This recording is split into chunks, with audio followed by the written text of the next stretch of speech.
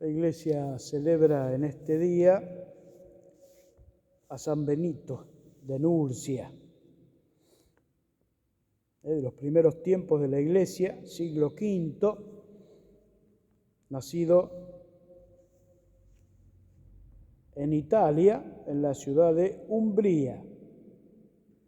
Tuvo una hermana gemela, también santa, llamada Escolástica. Fue enviado a Roma para estudiar, pero prefirió recluirse en una cueva en las montañas para buscar a Dios. Otros monjes le pedían consejos y terminaron tomándolo como un superior.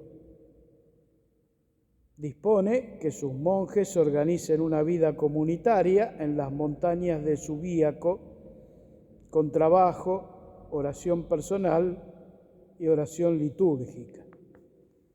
Establece una dinámica grupal, nutriéndose permanentemente del Evangelio, y su esencia continúa hoy con sus seguidores. San Benito dejó de existir a mediados del siglo VI, sostenido por sus monjes de pie frente al Señor en medio del oratorio. Ha sido fundador de los benedictinos, las abadías benedictinas, como tenemos aquí en Victoria. El fundador es San Benito.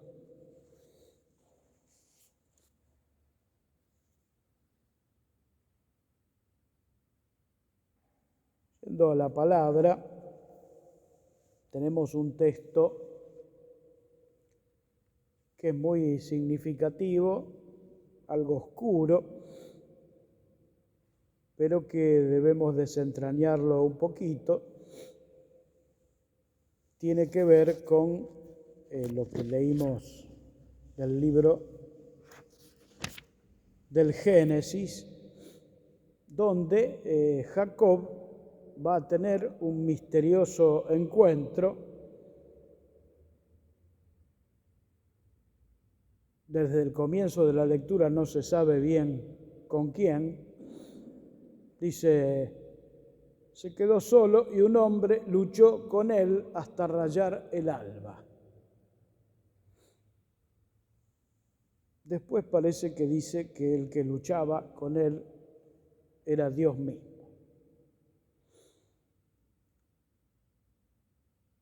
Por eso dice, he visto a Dios cara a cara y he salido con vida. Bueno, vamos a tratar de meternos un poquito. ¿Quién era este Jacob? Si ustedes recuerdan, en la historia sagrada, uno de los patriarcas. Los patriarcas son tres: Abraham, Isaac y Jacob. Abraham es el primero a quien se le hace la promesa y que comienza este pueblo de Dios. Y Jacob sería como el nieto de Abraham. Y este Jacob va a ser el padre o el que va a dar origen con sus hijos al pueblo de Dios. Es decir, los hijos de Jacob van a ser las 12 tribus. Cada uno de sus hijos va a ser uno que va a guiar una de las tribus del pueblo de Dios. Y aquí en este texto, Dios mismo le va a cambiar el nombre a Jacob. Y siempre que hay algún cambio de nombre es significativo, quiere decir algo, y eso es lo que nos vamos a tratar de meter ahora.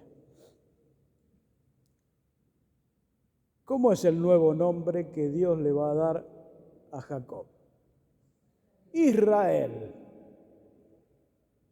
Entonces, cada vez que nosotros nombramos a Israel, estamos hablando de este texto, que es el nombre que Dios le dio a Jacob. Se lo cambió.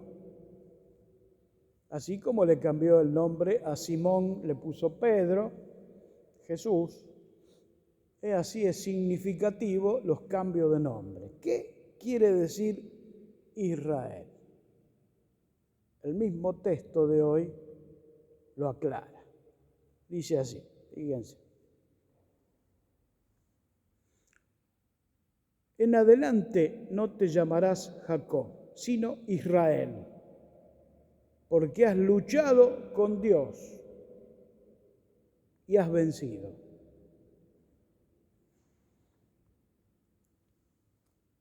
Y cuando la Escritura dice esto, está hablando de un hombre que se llama Jacob y se llama Israel. Y está hablando de un pueblo que se llama Israel. ¿Por qué? Porque este Israel, en su historia, que lo vamos a ir viendo,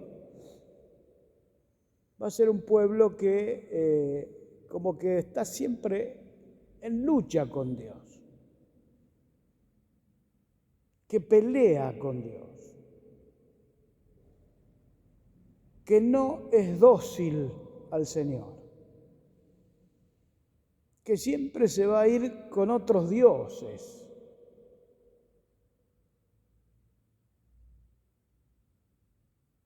que no va a obedecer a su Señor, pese a ser pueblo elegido, pese a ser pueblo de Dios.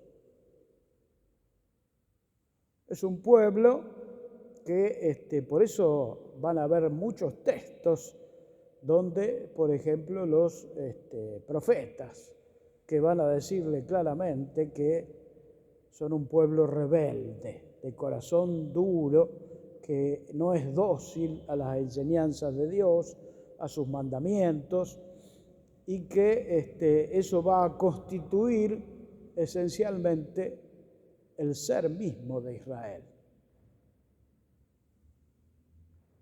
Por eso el significado de su nombre es no solo el significado de su nombre, sino que la actitud que este pueblo va a tener en su historia frente a Dios. Y nosotros tenemos que tener claro que Israel es el pueblo elegido, es el pueblo de Dios. Y ahí es donde está el tema que nos toca a nosotros. ¿Cuánto tenemos nosotros de este pueblo de Dios? Porque nosotros somos pueblo de Dios. No somos Israel, no pertenecemos a ese pueblo como tal, no somos de esta raza, pero somos rebeldes con Dios. En lugar de hacer lo que Dios quiere que haga, hacemos cualquier cosa, lo que nosotros queremos.